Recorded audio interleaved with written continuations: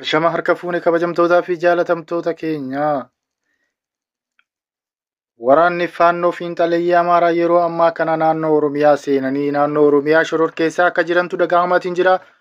Akkasuma godina Shawaa Roobii akkasuma Wallaggaa keessattis naannoo adda addaa keessatti waraanni Faannoo Fiinxaleeyyii yeroo ammaa kana biyya Oromiyaa keessaa daangaa seenanii shororkeessaa akkaan jiran.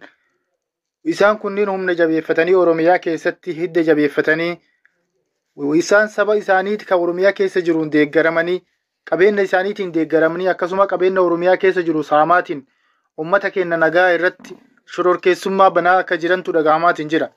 Gisee ammaa kana waraanni mootummaan leenjisee humni waraana Oromiyaa ijoollee Oromiyaa didiqqoo qacalee tana Oromiyaa keessatti leenjifamtee ji'a takkaa fi ji'a lamaa fi milishaa gandaa kana walitti qabanii gisee mootummaa walitti qabee waraana Faannootitti oofu. Waraanni Faannoo yeroo ammaa kana naannoo Amaaraa keessatti booji'eetiin naannoo adda addaa keessa booji'eetiin uummata dararaa akka jirutti. Waraana mootummaa guutuun guututti akka waraanni Faannoo booji'ee harkaa qabutu dhaga'amaatiin jira. Wanni yeroo ammaa kana laalaatiin jiru hedduu tokko kan nama suukanneessu uummata keenya kabajamoo fi jaalatamoo.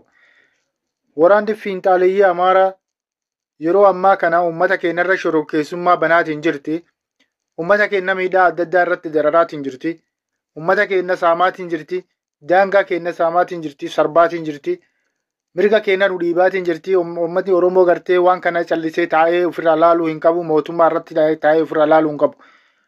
Waraanni mootummaan leenjisee asiif ji'a takkaa fi ji'a lamaaf leenjii kennee fi waraana harka kaa'ee gara waraanaatti isaan oofe yookaan gara Fiinxaleeyyii Amaaraatti nurraa fixaa jeetiin yookaan qaqqabaa jee isaan qaqqabaniitiin nu garsiisaatiin jiran jechuudha.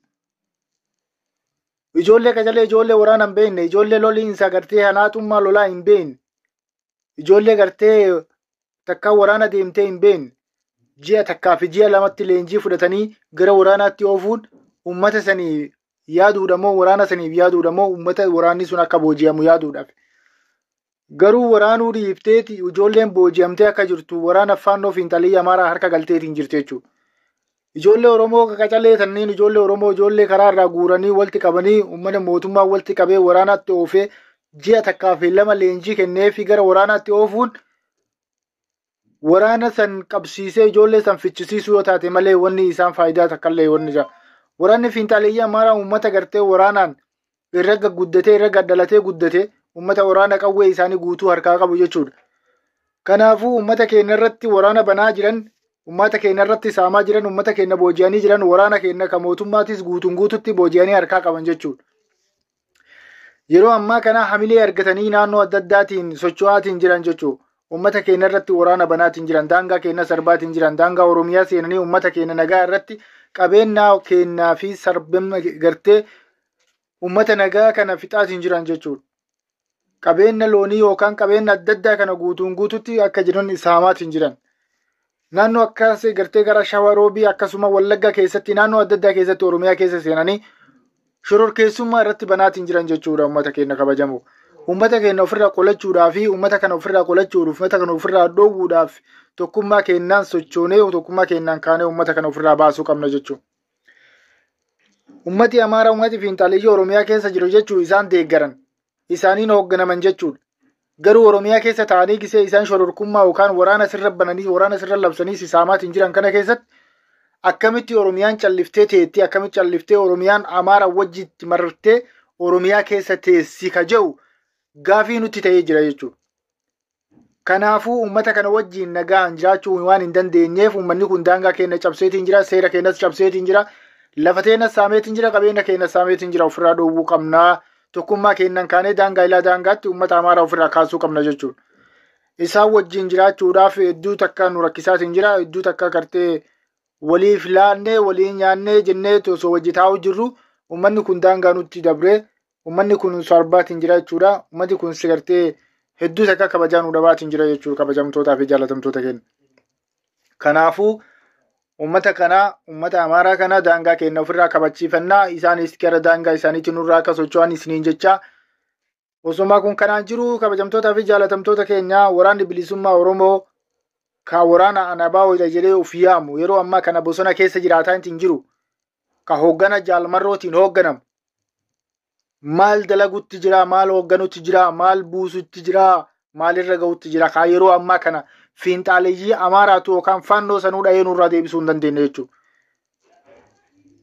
Maaliif isaan sun gartee waraanni bilisummaa Oromoo sunuu faannoo sanuuyyuu maaliif dhahee nurraa deebisuu dadhabe? Maaliif nurraa hin dhoofne? Moo isaan wajjin dalagu jira? Moo fannoo wajjin hidhata qaban? Oromiyaa keessatti gartee isaan gartee diina Oromiyaa isaanii saba isaanii naannoo Amaaraa keessa seenuu hunda ni qolatan jechuudha. Garuu abaayoon diina gartee Oromiyaa keessa seenuu hunda qolachuu hin dandeettu. Yoo dandeette waraanuma gartee kun abaawoodhaa, abaawoo Oromoodhaa, kun Oromoo gartee mootummaatii lamaanuu tokkuma isaan tanumatu wal qoqqocola malee saba gartee Oromiyaa keessa seenee diina Oromiyaa keessa seenee Oromiyaa qoccolu kana ofirraa dhowwuu hin dandeenye abaayoon. Maaliif ofirraa dhowwuu hin dandeenye? Maaliif daddabamtanii? Maaliif ofirraa qolachuu hin dandeenye?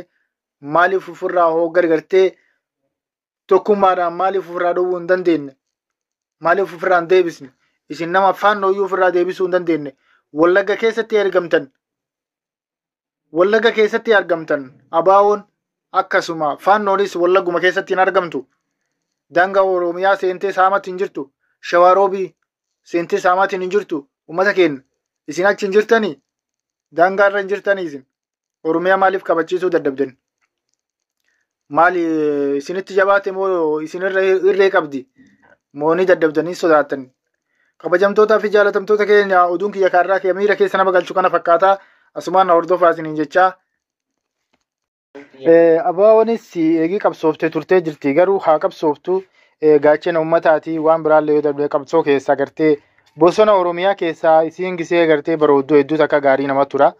Haa ta'uuti garuu wallabdee isaanii kana keessatti nuuf hin taane wallabdeen hangawotii Oromoo gartee qabsaa'otii Oromoo jaalsanyii fi jaalmarroo wallabanillee nuuf hin taane. Haa ta'uuti garuu isaan raasaa keessa jiranillee yoo miidhaa taate malee hoomaallee nu hubatu hin jirani.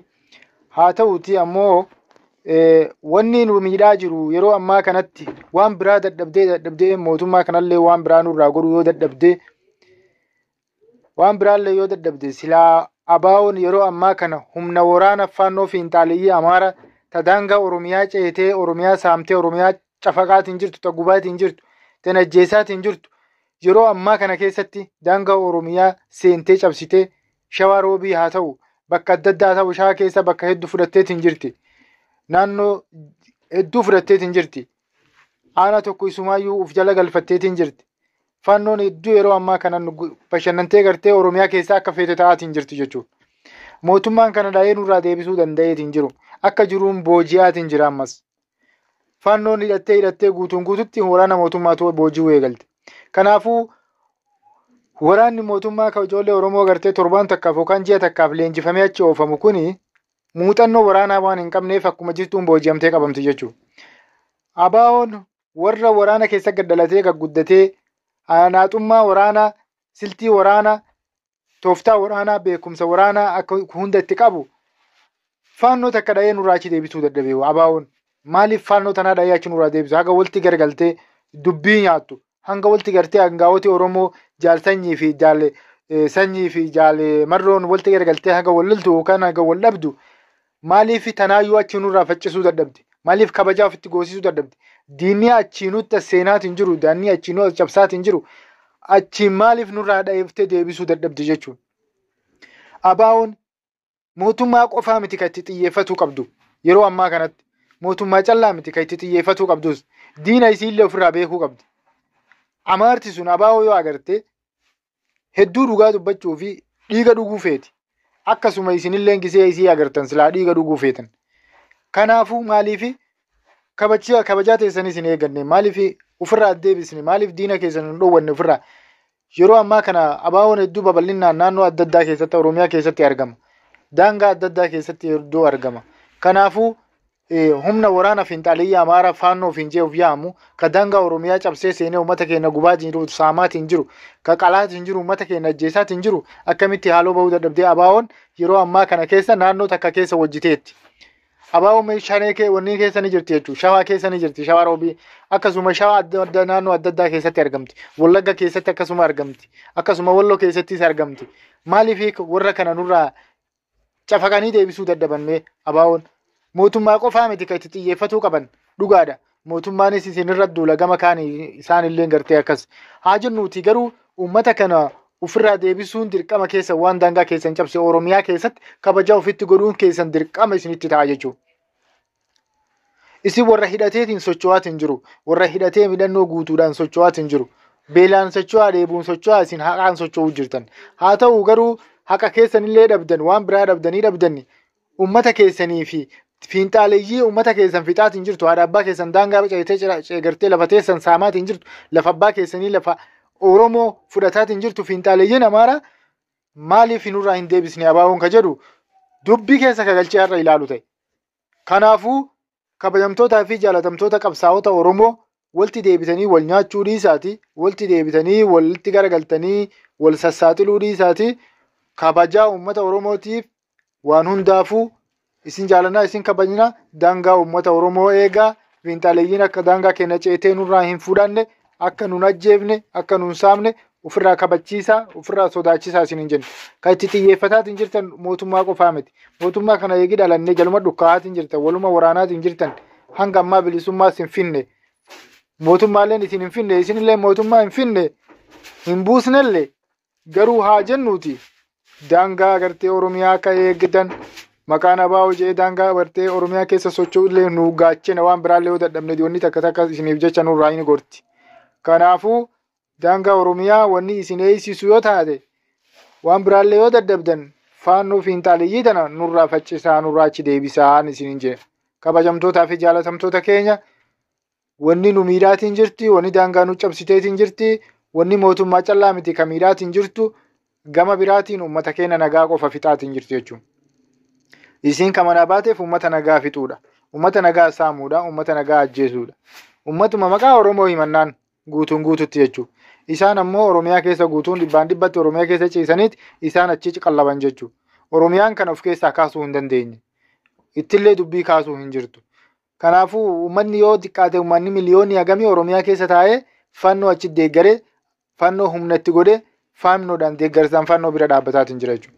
Abaawoon deeggarsa kanallee hin qabdu, Oromiyaa keessallee hin qabdu. Haa ta'u malee garuu eega jiraatte eega gartee qabsaa'uun oolle eega qabsoo galtanii galagaltan waan biraallee yoo dadhabdan mootummaa kanallee yoo buusuu dadhabdan yoo fonkolchuu dadhabdan wanna fiinxaaleeyyii hin taane tana nurraa gabaabsaa nurraa achi deebisaa isiniin jenna. Kabajamtootaa fi jaalatamtoota keenya kana fakkaataa asumaan hordofaa isiniin jenna.